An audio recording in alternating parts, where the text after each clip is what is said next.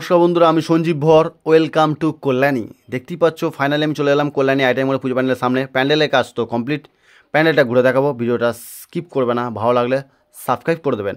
যাই হোক, কীভাবে আসতে হয় দেখো। এখানে এটা হচ্ছে স্টেশন কল্যাণী। এই স্টেশনের সামনের কাজ চলছে। কীভাবে স্টেশনে আসতে, যারা নতুন তারা দেখে নাও। এখান দিয়ে নেবে, স্টেশন থেকে নেবে, সামনে ওই সোজা চলে যাবে। ওখানে অটো স্ট্যান্ড ধরবে, অটো ধরে বলবে যে কল্যাণী আইটাই মোড় যাবো, 20 টাকা নেবে।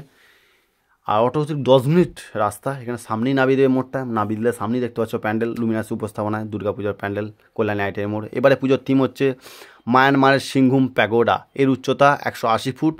আর এখানে দেখতেই পাচ্ছ প্রচুর লোকের সমাগম। কেউ ফটো তুলছে, কেউ রিলস বানাচ্ছে, কে লাইভ করছে। এখানে বাঁশ দিয়ে ঘিরে দিয়েছে।